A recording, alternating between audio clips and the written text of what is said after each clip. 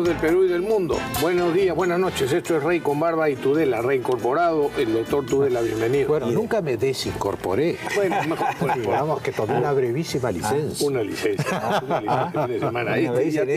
Barba ya te iba a... Sí, a lapidar. Yo ya sé. Una breve licencia que será debidamente descontada en beneficio de las aldeas infantiles. Exacto. Así es. Sí, muy bien. Doctor Barba, tiene usted la palabra ya que la ha pedido. Sin ninguna objeción.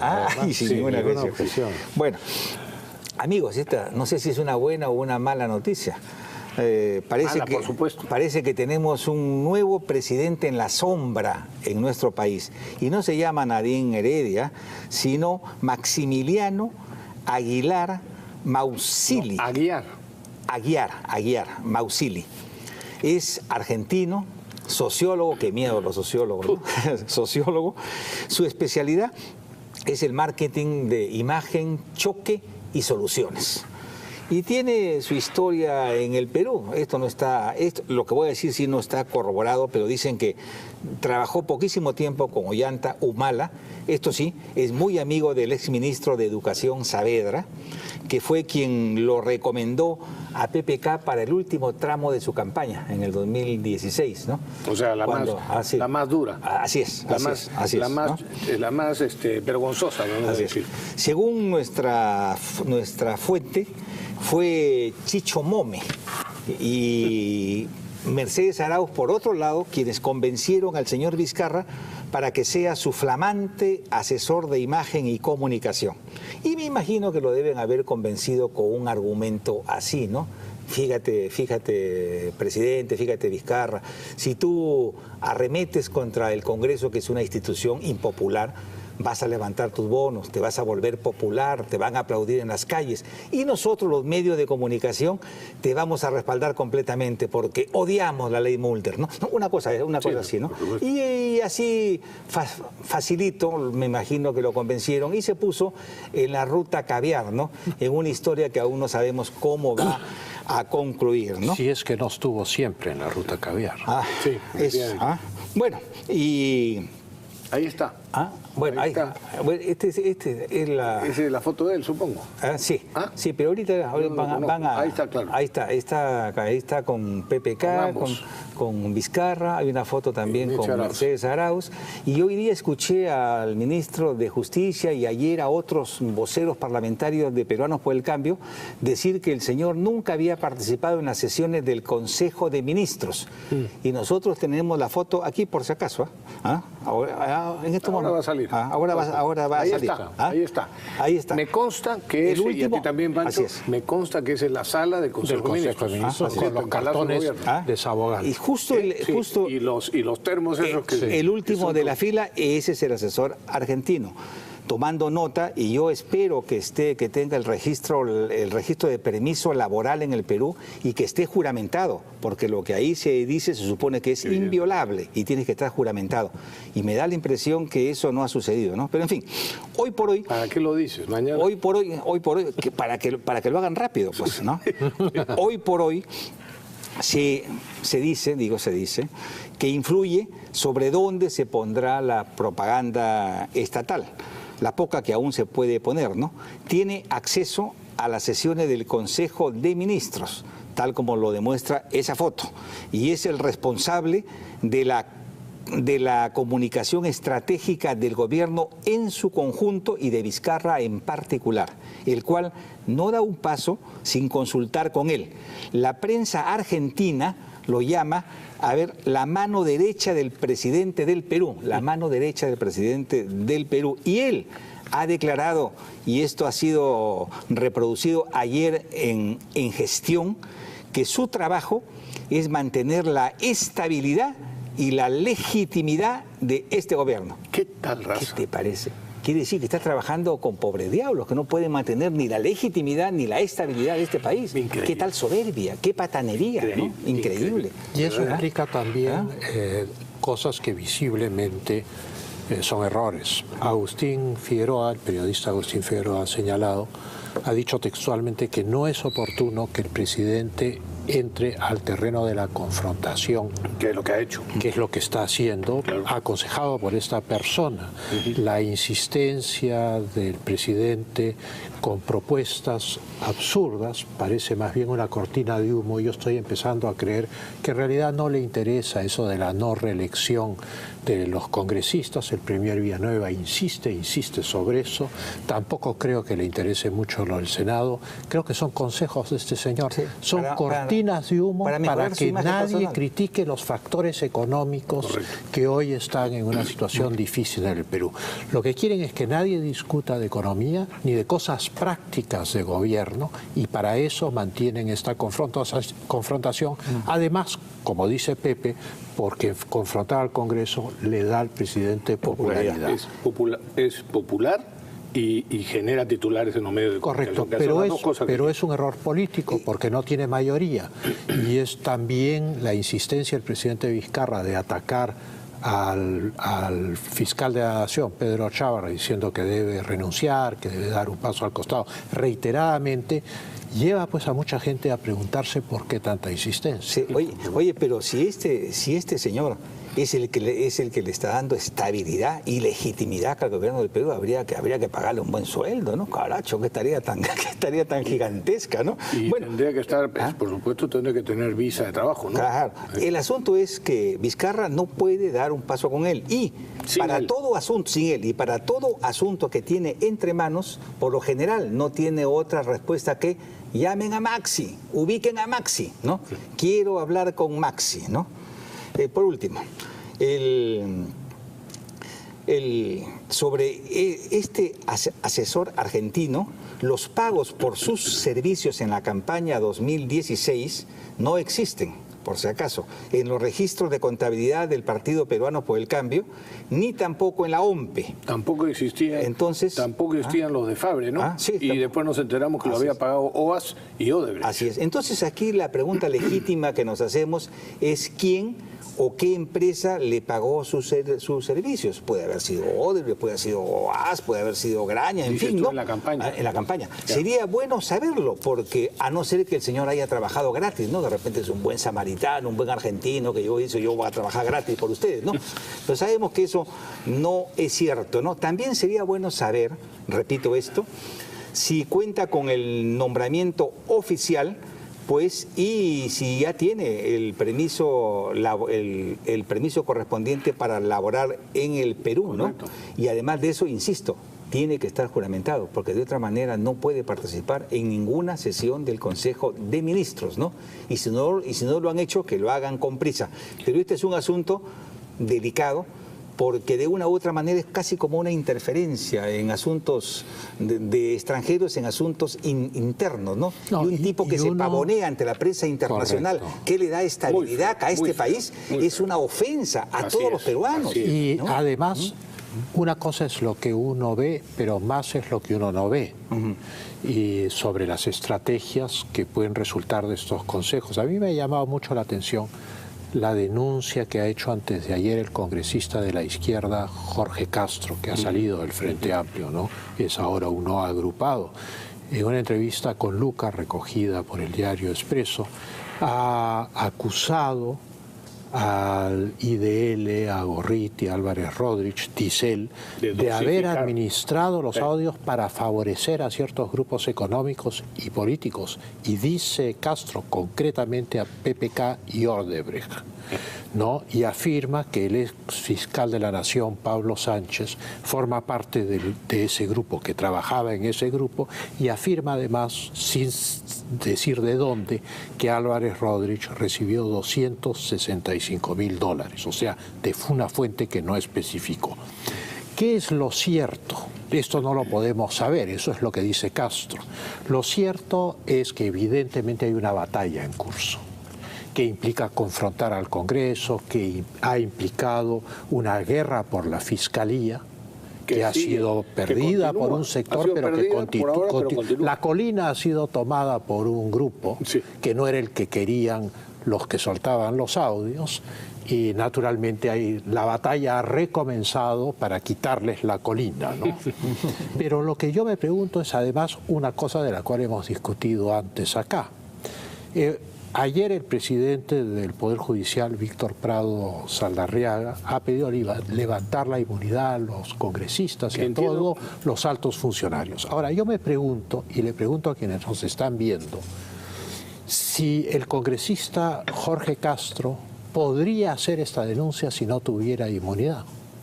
Exacto. No podría. No podría, claro. Sería querellado, sería arrastrado a un tribunal penal y sería acallado por todo tipo de trucos procesales. Perdona, actualmente puede ser denunciado.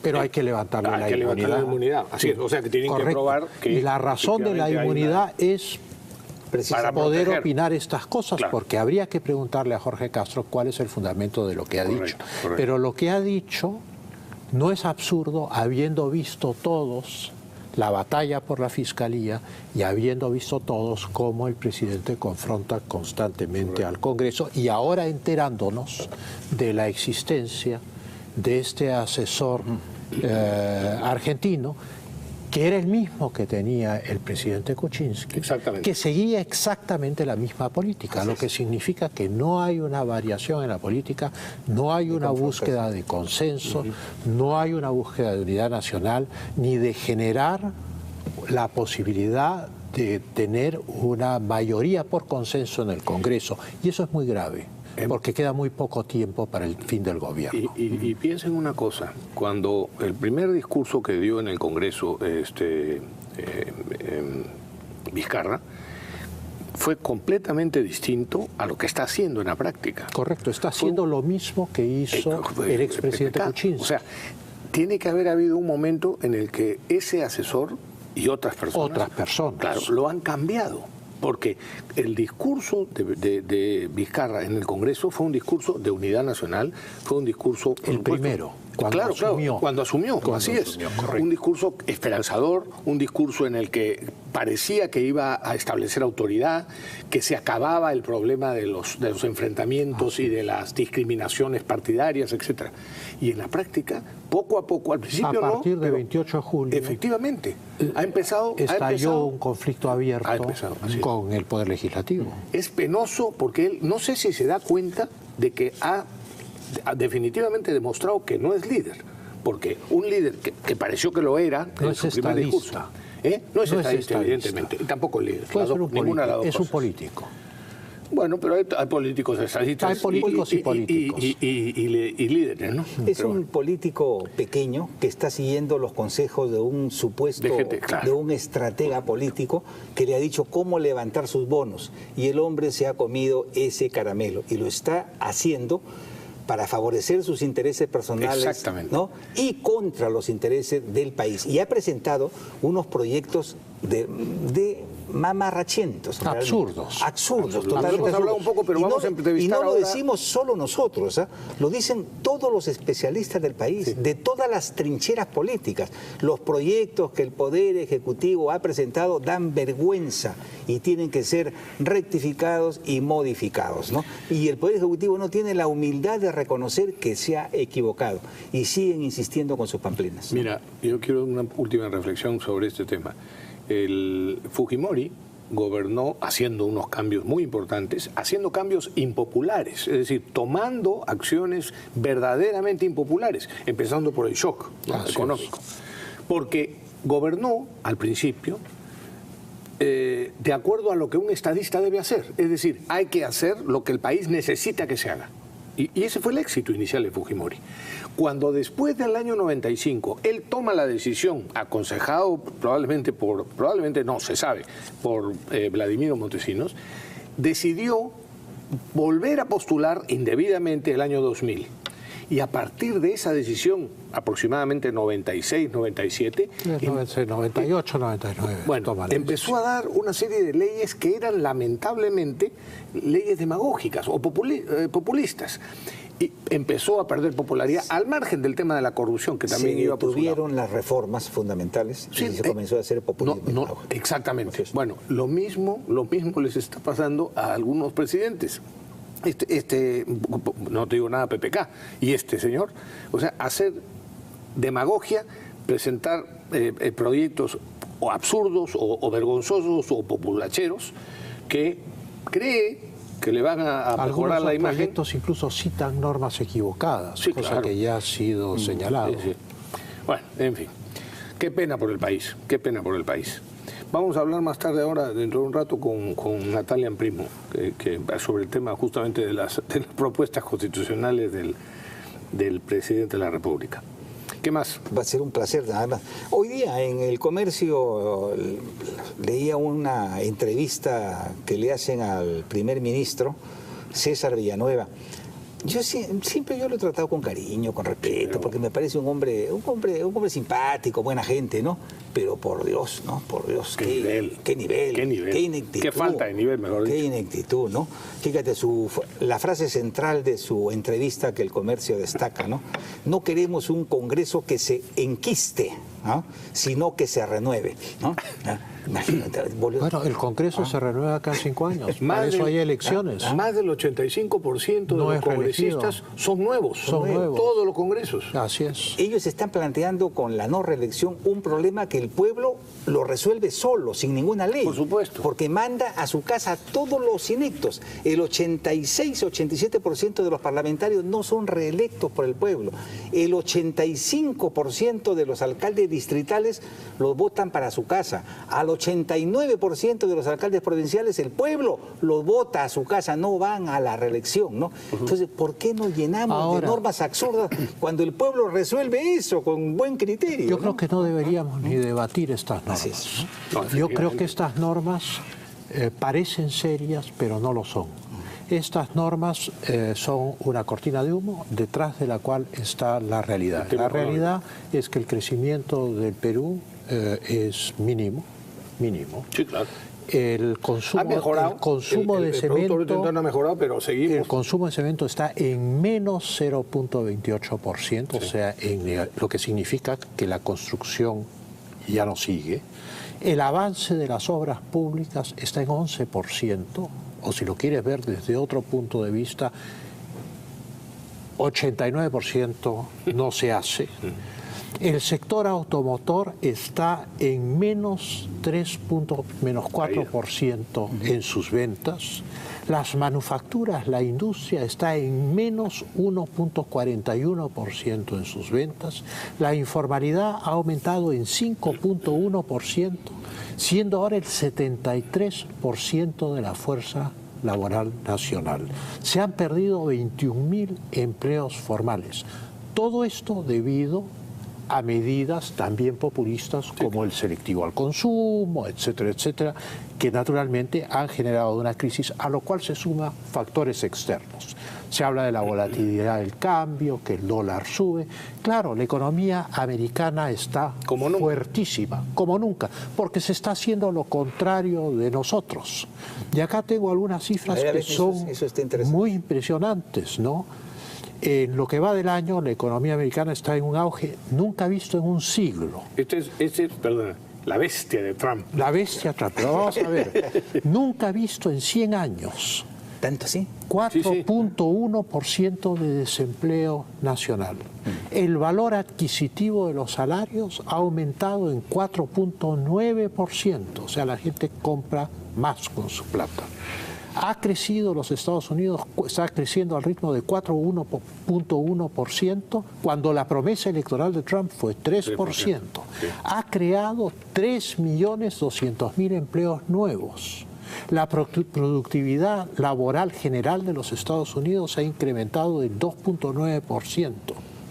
Y al final de este año se calcula que el ingreso per cápita de los Estados Unidos va a ser $60.000, que es el más alto de todas las sociedades industrializadas del mundo. Con razón lo odia la izquierda.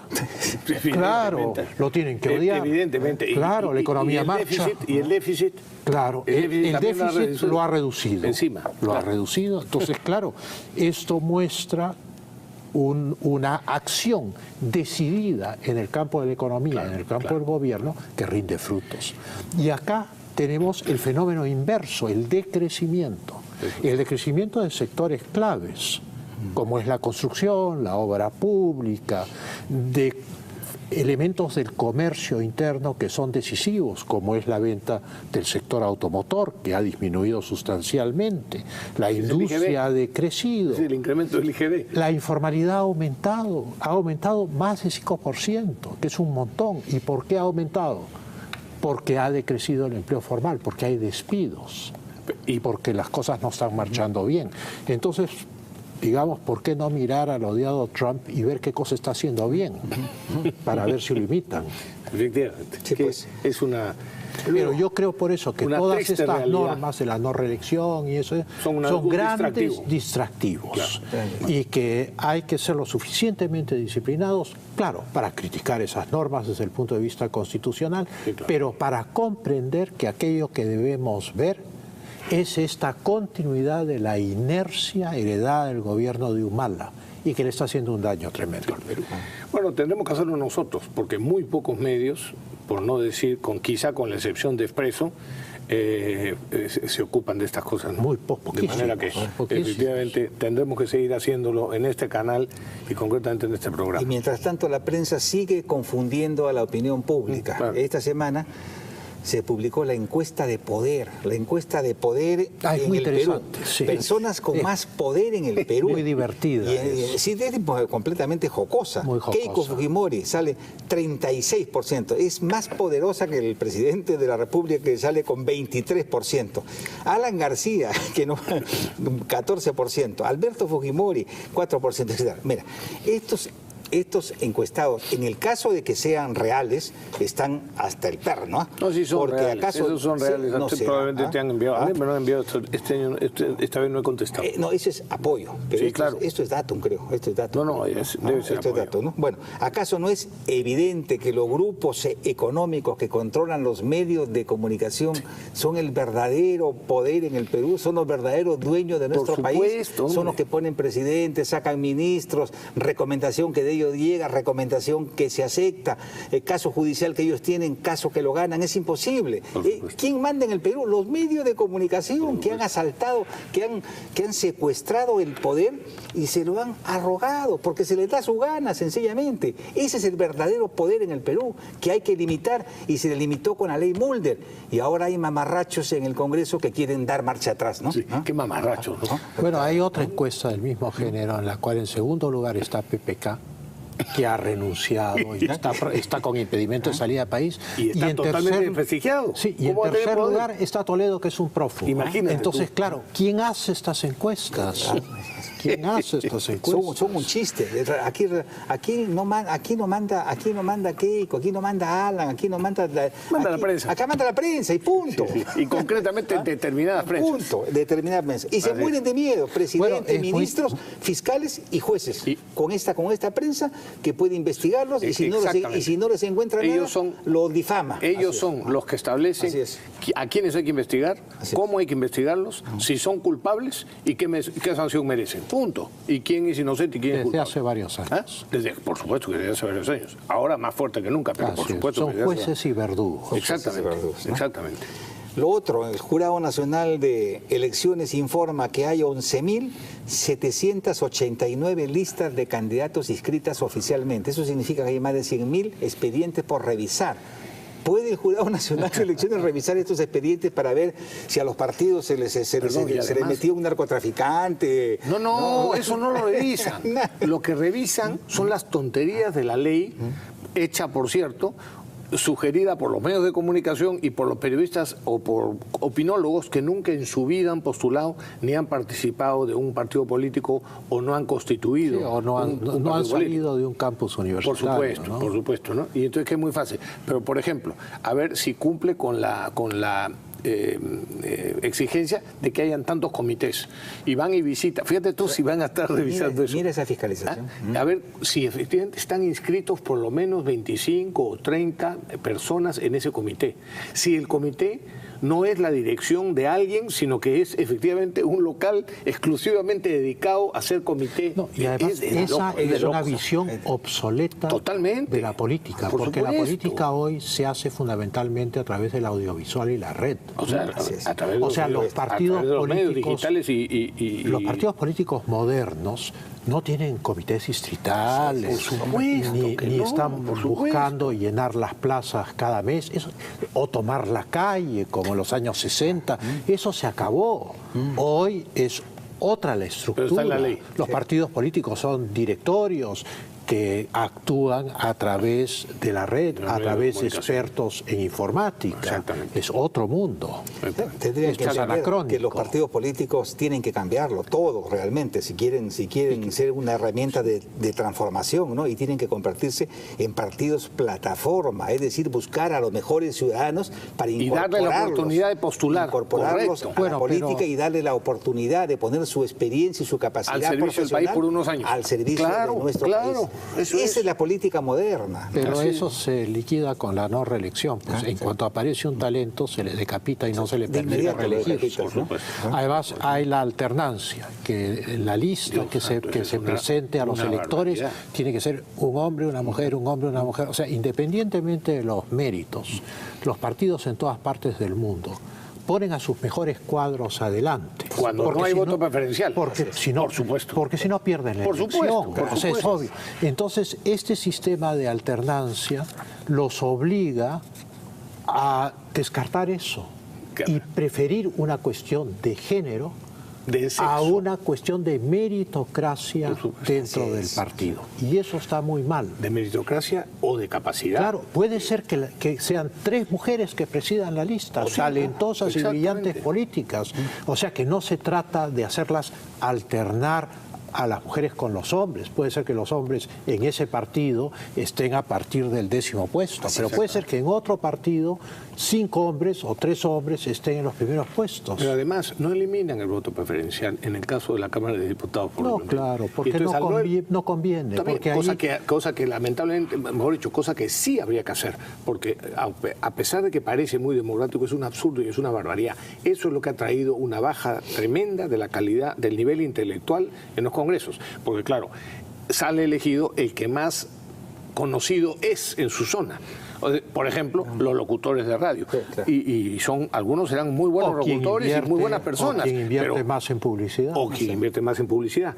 Y dentro de esa línea de pensamiento es un absurdo que si va a haber voto preferencial, haya esta alternancia. Porque finalmente se vuelve complicadísimo. Y la gente no termina de entender, ni los parlamentarios tampoco, que el gran problema que tenemos en el Perú se llama voto preferencial. Por supuesto. Eliminando el voto preferencial y permitiendo que los partidos pongan por delante su mejor gente, solucionamos el 80% de los problemas de la política peruana. Y no con la obligación que en los reglamentos también existen hoy día, de la obligatoriedad de hacer elecciones internas. Mira, en Libertad, con Mario Vargas Llosa, hicimos elecciones internas. Se hicieron 2 en el fondo, porque no hubo más tiempo. Una en Lima, y yo salí elegido secretario departamental de Lima. Y otra en Tumbes, para ver quiénes iban a ser los candidatos. Y recuerdo que se convocaron las elecciones, etcétera. Suponte que en Tumbes tenga una población, no sé, de 100.000 habitantes. Inscritos en Libertad estarían como máximo 10.000 personas. De los 10.000 postularon 8 y votaron por el que ganó, por decirte, 50 personas. Eso es democrático, eso representa que la seguridad de que este señor es efectivamente es un hombre con liderazgo, con capacidad, con nivel intelectual. O sea, la elección de los candidatos interna a los partidos es una ridiculez completa. Es tomado de las primarias y esa es la razón que son muy distintas. Claro, porque es un sistema bipartisano, solo hay 2 partidos. Fundamentalmente. Por eso es que hay primarias, porque hay muchos competidores. Exacto. En un país de 308 millones de habitantes hay muchos competidores dentro de cada partido para ser candidatos. Y esa es la razón, Rafael, por la que hoy por hoy el 90% de los alcaldes distritales tienen sendas acusaciones de corrupción y el 60% de los alcaldes regionales también. Ojalá que nuestra gente, nuestro pueblo, con lo que hay, se ilumine y elijan mejores opciones, ¿no? Lo cual lo veo complicado, ¿no? O sea, los partidos, históricamente, los grandes partidos, todos desaparecen. son orgánicos, dependen de sus bases electorales. El Partido Civil, el Partido Demócrata, los grandes partidos del siglo XIX se extinguieron en los primeros 20 años del siglo XX. Luego los grandes partidos del siglo XX se han extinguido. Están muy menguados y muchos se han extinguido y van en vientres de alquiler sus miembros al Congreso. Y la realidad es que con las reformas propuestas por el presidente Vizcarra y defendidas por el premier Villanueva, pues evidentemente nunca van a haber partidos políticos en el Perú, porque para que un partido político exista, sus líderes tienen que estar en el Congreso. Si no tienen liderazgo político visible, no hay partido político que dure. Y entonces, si al liderazgo se le aparta de la política por 5 años, no va a haber partido nunca. ¿Cuál es el fondo? Los grupos económicos que manejan al señor Vizcarra, ¿qué es lo que quieren? Un parlamento sin líderes, un parlamento sin experiencia, nonatos que no puedan enfrentarse es exactamente al poder lo contrario. Ejecutivo. ¿Qué hace un parlamentario? Necesitan en lugar de un parlamento un sello de goma que diga sí y firma. En otras palabras, quieren destruir la institución congresal para seguir haciendo lo que se les da su gana en este país. Exactamente. Así es esto. Exactamente. Bueno, pausa y regresamos.